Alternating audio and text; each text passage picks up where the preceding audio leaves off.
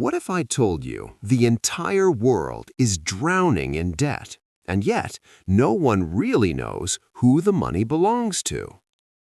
The United States owes over $38 trillion. Europe carries trillions more. Japan? Even deeper. China, Germany, Saudi Arabia, all in debt. So here's the question that should bother you. If everyone owes, who exactly is getting paid? Because if you follow the money far enough, you don't find a single creditor. You find something far stranger. The world owes money to itself. Debt feels simple. You borrow money, you pay it back.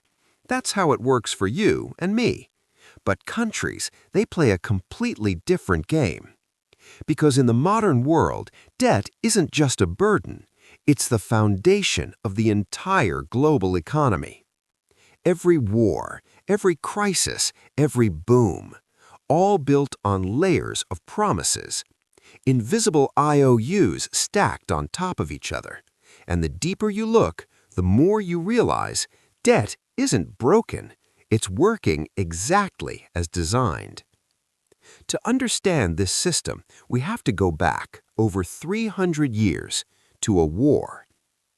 In 1694, England was running out of gold while fighting France, so the king made a deal. Wealthy merchants would lend money to the government, and in return, they would receive interest payments funded by future taxes. That deal led to the creation of something revolutionary, the Bank of England. And with it, a new invention, government bonds. For the first time in history, a country could spend money it didn't yet have, and investors could trade those promises like assets. It changed everything. War was no longer limited by gold. Power was no longer limited by resources. Now, power came from the ability to borrow. The idea spread fast. France adopted it. The Netherlands refined it. The United States used it to fund its revolution. And suddenly, debt was no longer a weakness. It became a sign of strength. Because if people trusted you enough to lend money, you could build armies, expand empires, control the future.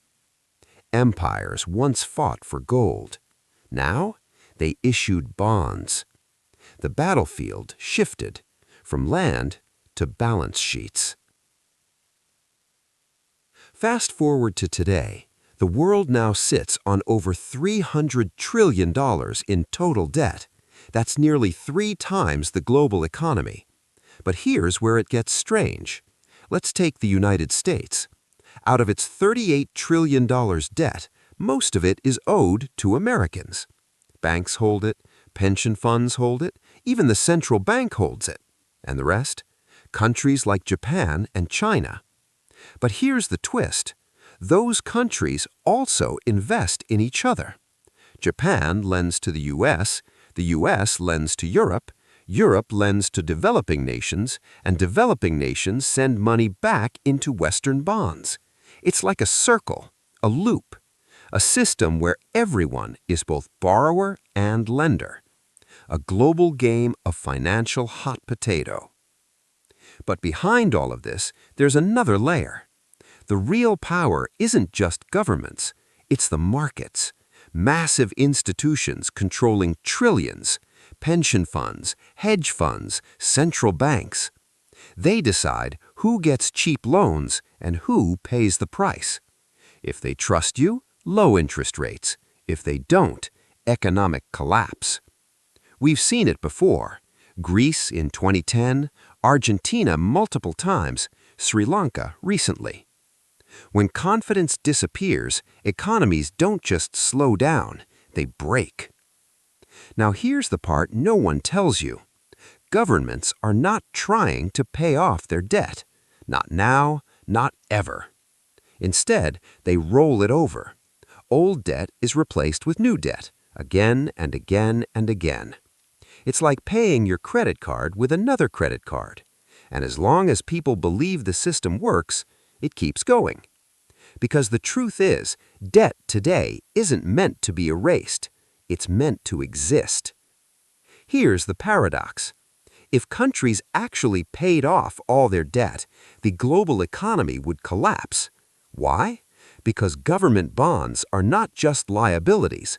They are assets for banks, savings for pensions, foundations of financial markets. Remove debt, and you remove the system itself. So governments keep borrowing, not recklessly, but deliberately, like a heartbeat. So yes, we say the world owes money to itself, but that's only half the story, because the benefits aren't equal. Interest flows upward, from taxpayers to investors, from workers to institutions. Debt isn't just economic, it's political, it's social, it's structural. In the end, there's no single villain, no one country to blame, because the system isn't controlled by one player. It's sustained by all of us. Debt has become money. Promises have become reality. And everything works as long as we believe it will. But if that belief ever breaks, the illusion disappears, and we're left with the truth. A world not built on wealth, but on promises that can never be fully repaid.